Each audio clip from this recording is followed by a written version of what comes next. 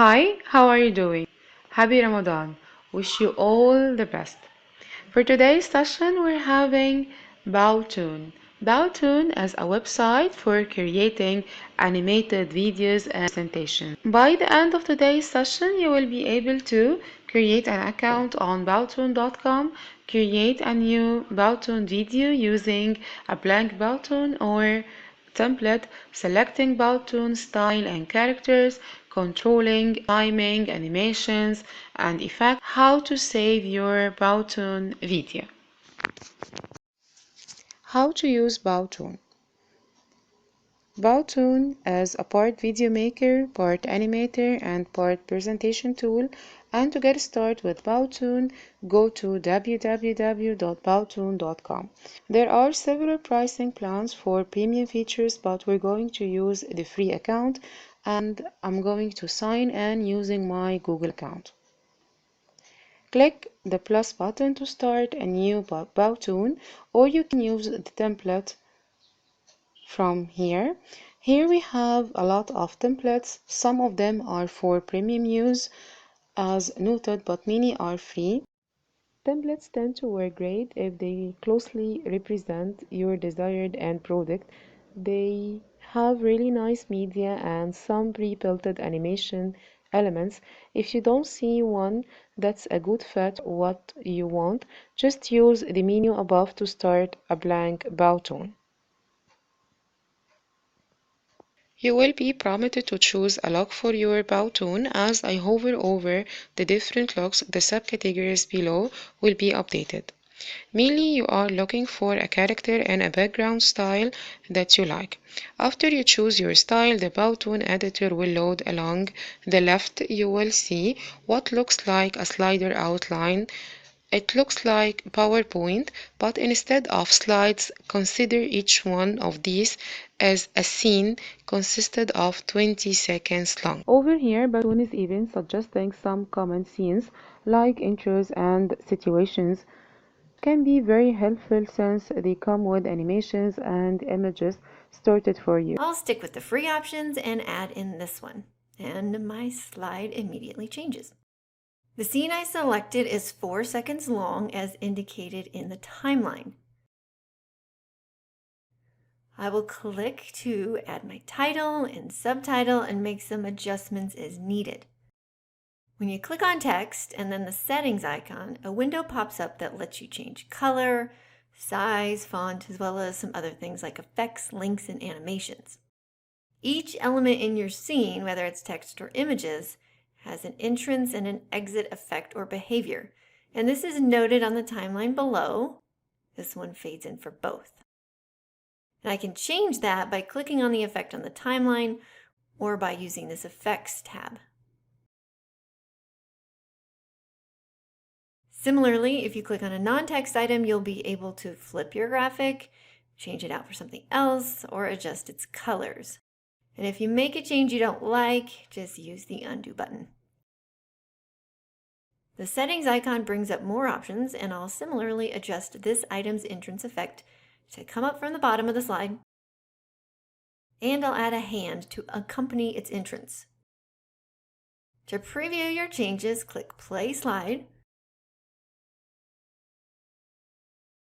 Or you can drag this playhead to any spot on the timeline and click the blue play button to play from that spot. I definitely have some timing issues, and I think I want to space some of my effects out more, so I'm going to use the plus button at the end of the timeline to add in a few seconds. Now I just need to act like a director and adjust when each element in the scene enters and exits. I want the title text in first, so I will click on that. The geography title comes in at about 1 second, which is just fine. I want the subtitle delayed a little bit, so I'll choose that element either by clicking it on the timeline or on my slide. And I'm going to have it start about 4 seconds in, which is when the title word's entrance effect is wrapping up. I often use the playhead to help me move forward and backward on the timeline to see what's happening so I can adjust my timing better. Now I want this light bulb and place mark to come in last, so I will select it. Now this element is really a combination of different items that are all entering at the same time. And if I hover over that area on the timeline, I can see that several items come in at this spot on the timeline: the word frame, the place mark, and the light bulb. Now I want the word frame to come in right away for my title, but not the light bulb and the place mark. So I will select those and then delay their entry.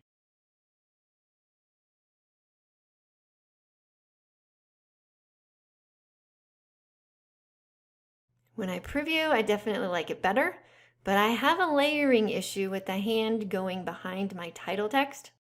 Keep in mind that everything you add to Powtoon is on a different layer, which is why you can see this light bulb on top of the place mark. Right now, this blue place mark is on a layer beneath the text layer, so the hand is actually going underneath that layer. And to fix that, I will select the place mark, go into its settings, choose a range, and I'm going to move it to the front layer. Now it's hiding the light bulb, so I'm going to repeat that process by choosing the light bulb, and I'll move it to the front. The result is that the place mark and the light bulb are now on the top two layers. And when I preview, the hand effect looks much better. Continue adjusting elements and timing until your scene or animation looks just the way you want it to. To add in your next scene or slide, click the plus slide button. My background from the last slide came over also, but to change it, you just choose the background tab. There are many free backgrounds to choose from, or you can upload your own. And I will go with this classroom scene. If you would like to add a transition between your slides or scenes, just click right here and choose from one of the many options available. Let me now choose the Characters tab to bring in a character. There are two themes listed here in the free area, but remember that you can mix looks, so I can swap from cartoon to something else to access different free characters. And when you hover over an available character, his or her actions appear.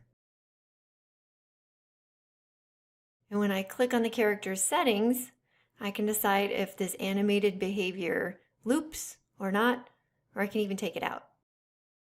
Let me go to the Text tab and quickly add in a text box with a title on it.